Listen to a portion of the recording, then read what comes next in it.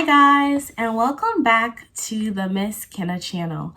My name is Hulda Kenna, and today we are going to be diving into the Word of God. So today I'm going to be sharing the story of Cain and Abel with you here on my Bible study of Bible stories. I am so glad that you guys are here. If you are new, please do subscribe to this channel, and of course give this video a big thumbs up. So on that note, let's get started. So the story of Cain and Abel starts in Genesis chapter 4, verse 1. Adam lay with his wife Eve, and she became pregnant and gave birth to Cain. She said, "With the help of the Lord, I have brought forth a man." Later, she gave birth to his brother Abel. So, if you haven't watched the previous video about the mother and father who are Adam and Eve of Cain and Abel, please do stop this video and go watch that. So basically right now, Adam and Eve, who are the parents of Cain and Abel, are located outside of Eden. Now, Eden was a place where God's presence was. It was created for Adam to be the gardener and to be the tender caregiver of the land, the plants, the animals, and to basically have dominion over God's creation. Now, of course, we learned that Adam and Eve kind of fell short of the glory of God by committing a sin against God, which was to eat of the fruit of good and bad, which was a tree that was in the center of the garden. And of course, the serpent, who is the devil, obviously helped in that. So key important thing is that Cain is the firstborn and Abel is the secondborn to Adam and Eve. So in verse 2, and Abel kept flocks and Cain worked the soil. In the course of time, Cain brought some of the fruits of the soil as an offering to the Lord. But Abel brought fat portions from some of the firstborn of his flock. The Lord looked with favor on Abel and his offering, but on Cain and his offering he did not look with favor. Okay, so Abel is described as somebody who tends or keeps flocks. So he is a shepherd. And Cain is somebody who works with soil, so he was a farmer. Now, the key word is that Cain brought some of his first, portions or his first offering. This is basically like a first fruit, but back then they didn't have money. He brought his first fruit, which was his flock, to the Lord. So the key word is some, okay? Not all, but some.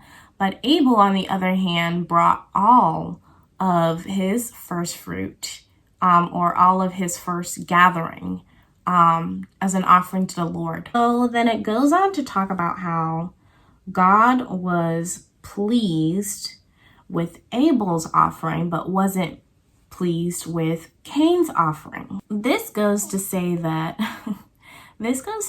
God can sense whenever an offering is made out of the fullness of your heart and when it's not made out of the fullness of your heart. And also God knows the intentions of anyone who gives an offering. Sometimes we make offering and it's vain, and sometimes it's not vain. And it's important to know that God senses that, and that he is displeased sometimes with our offering. In verse 5, but on Cain and his offering, he did not look with favor. So Cain was very angry and his face was downcast. Verse 6, then the Lord said to Cain, Why are you angry? Why is your face downcast? If you do what is right, will you not be accepted? But if you do not do what is right, sin is crouching at your door. It desires to have you, but you must master it. God is so good. Even after Cain had displeased God, God still spoke to him in that moment. God saw that Cain was downcast. And I'm assuming that means sad, is that you are displeased, you are unhappy, facial expressions or in terms of emotion. So God immediately speaks to him, okay, and tells him, well, will you not be accepted if you do what's right?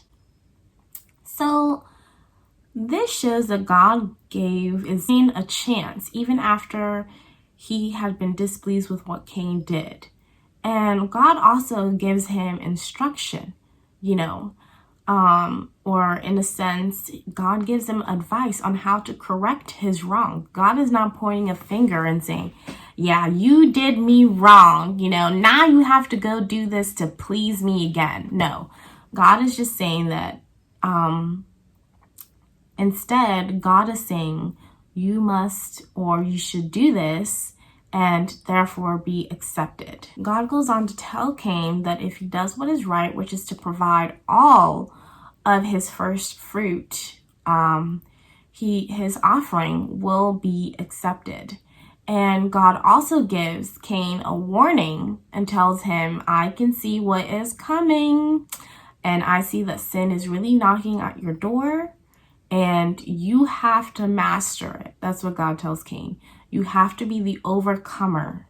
You have to take control, because God is giving you self-control. God is giving you awareness of what's good and what's of evil. So if you're choosing not to do right and not to be good, you will not be accepted.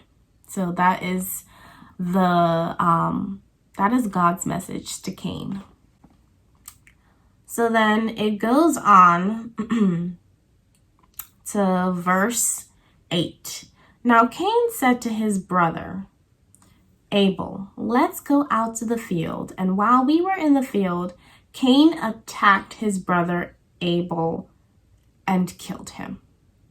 The sibling rivalry that goes on is that Cain essentially becomes jealous of Abel. And that's because Abel was humble, okay? Abel was obedient. Abel served God with all of his heart and obeyed all instruction without questioning, okay? Without questioning. And so when his brother Cain tells him, let's go out into the fields and basically help me out with my work for the day, Abel, who tends to flocks, left his work, left his flock for the day and decided to help Cain out in the fields. Okay, he didn't say, well, that's not my specialty. That's not what I'm an expert in. That's not my work description. He just, there isn't a, or yes or no answer from Abel. But what we do know is that he does end up going into the field with Cain to help him out with his task for the day.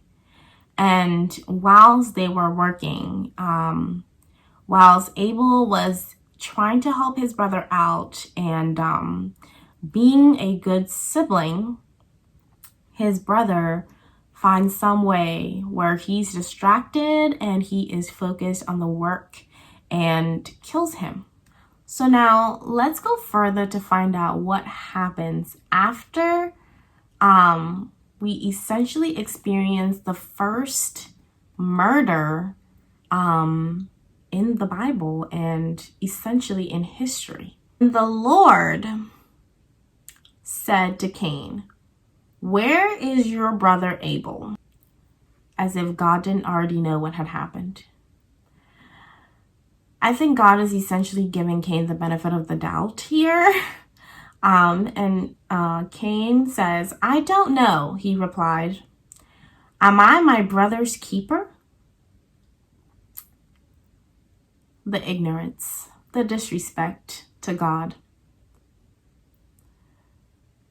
And yes, you're supposed to be your brother's keeper because you're the older one, right? Usually the older brother is supposed to be his brother's keeper or his sister's keeper. So yeah, essentially you are supposed to be your brother's keeper. So then verse 10, the Lord said, "What have you done? Listen, your brother's blood cries out to me from the ground. Now you are under a curse and driven from the ground, which opened its mouth to receive your brother's blood from your hand." So I think this is really interesting. That after Cain gives God that really bad response, God already shows him that he's already the master of the universe. He already knows what's going on by saying, "What have you done?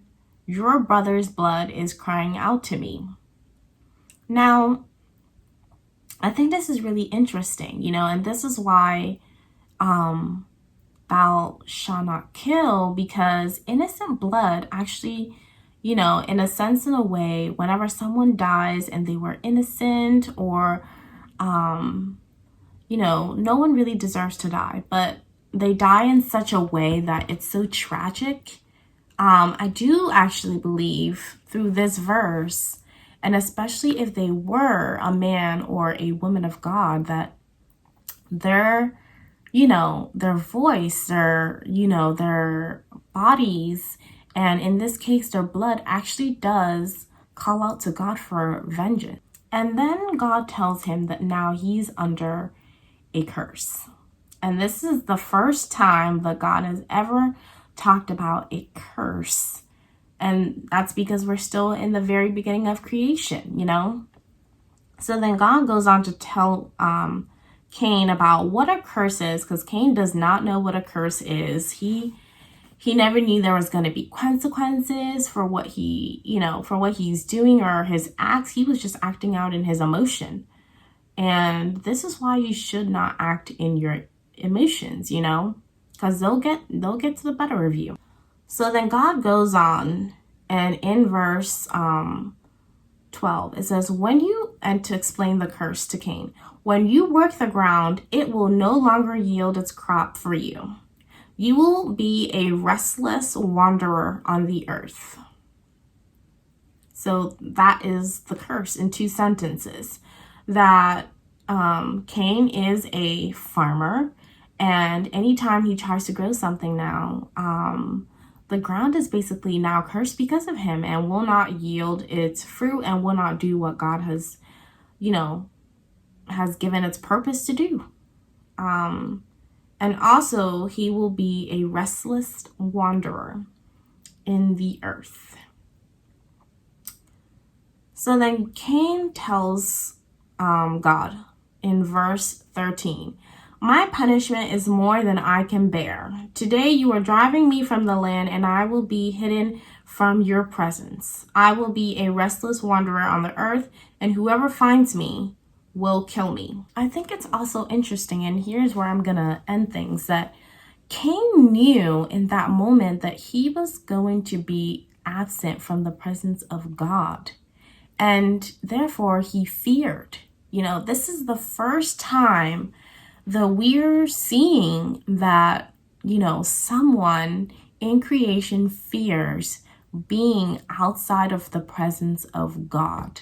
Okay, and I think that's really key and that's really important here. And now he fears for his life, that he will lose it because of this curse, and because he knows that he's in a position where God will not, just grant him mercy unless he obviously earns that, So that is where we are going to end today's topic on. I hope you guys like this video, and I look forward to seeing you guys in the next one. Bye, guys.